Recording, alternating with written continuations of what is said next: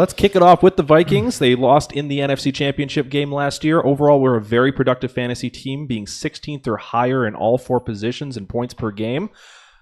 They decide Keenum wasn't quite good enough, though, bringing Kirk Cousins. What do we think of his fantasy prospects in 2018?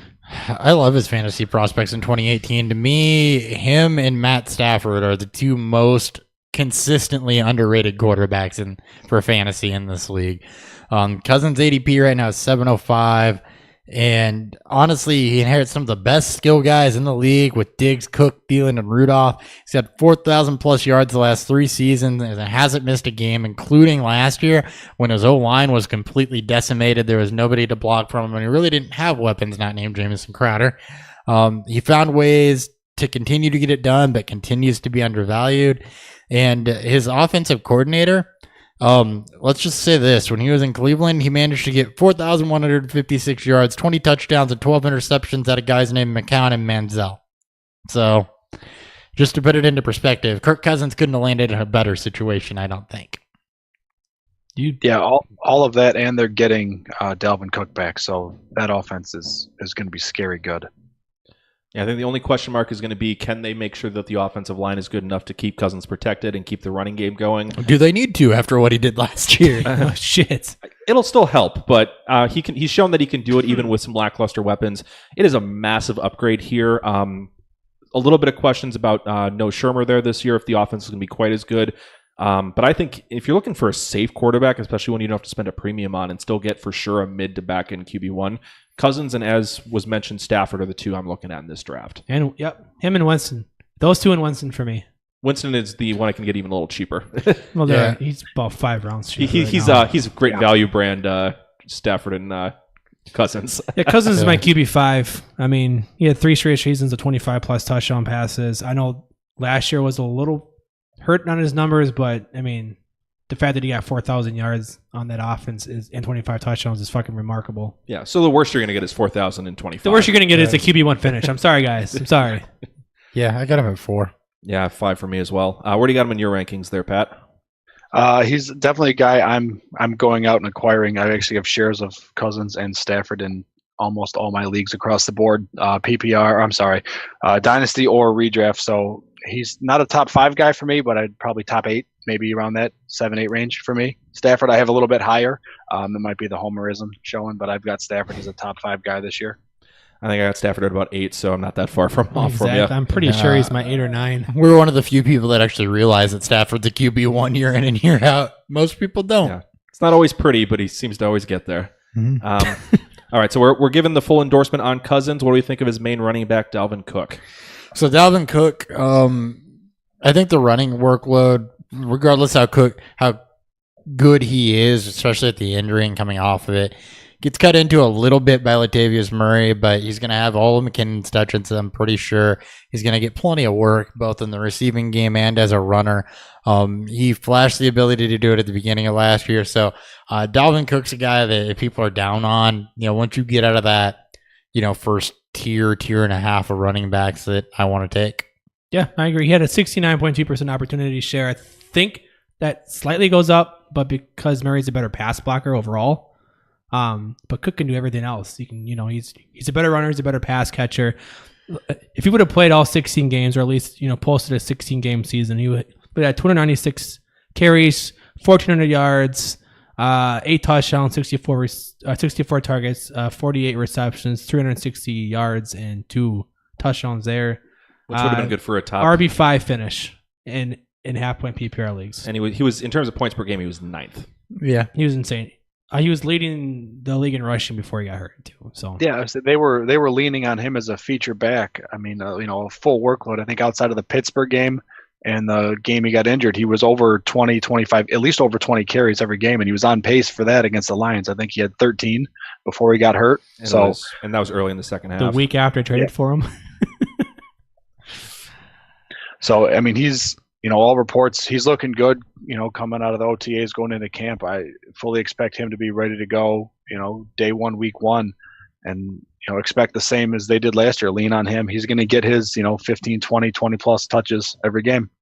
All right. And so McKinnon did end up going and signing with San Francisco, so he's no longer there. So it leaves just Latavius Murray as kind of the only other running back standing.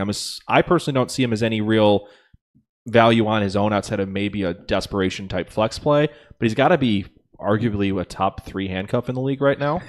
Yeah, I'd say he is. I think he's a top end handcuff, and I think that, to your point, he's not relevant enough to stand alone, but he is relevant enough to pull Cook back a little bit.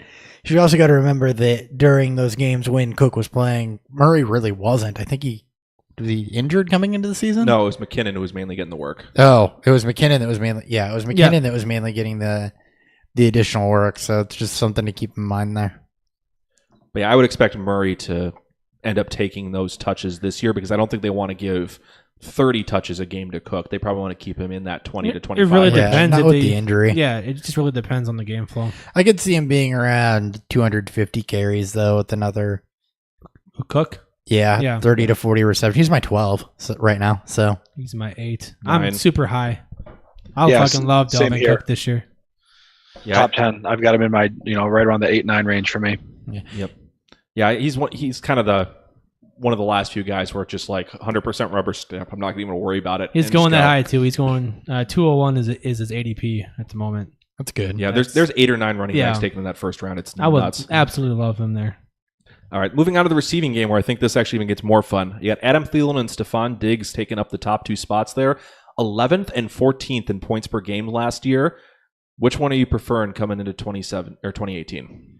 Either. Either? No shit. I want one of them. Can I have one? Either. Diggs is injured a little bit more, so I would probably say Thielen, if anything, based on that. They're both good route runners. They're both at gaining separation. Thielen can work downfield. They both know how to work themselves open. Cousins will utilize both of them, I think.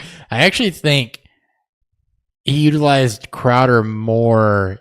Well, not really, though, because Crowder was 55% slot share in 2016, but then he played outside most of last year. And that's because they were so desperate for And weapons. that's because they were so desperate. So I don't know that positioning of those receivers matters. So I think as long as they're open, and I think they'll both be open plenty, I'll have plenty of opportunity. So really, to me, that's a kind of what they were last year, what we projected them to be last year, what Demaryius Thomas and Emmanuel Sanders have been, what Michael Crabtree and Amari Cooper have been. It's kind of a back end 1, high end 2, A and B.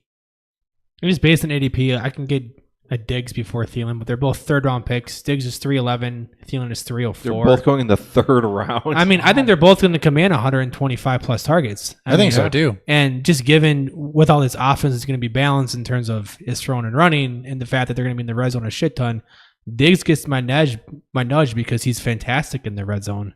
Where Thielen, I think he'll regress positively in terms of that. But I think he had 17 targets, only 5 receptions in the red zone, where Diggs was catching everything. When you look at what Cousins has used, though, I think Diggs is probably the more comparable to Crowder. In terms of creating separation, he's an incredible route runner. Yeah, he's insane. If you go look at the reception perception for Diggs, it's just bright green. I think that's just why I'm so split on these two, is because, and in a good way, and it's because I love Diggs. I love the prospect of Diggs, but he's gonna, he'll miss a game. Known to miss games. He'll miss one game or get banged up. I like them both. All right, jump in, Pat.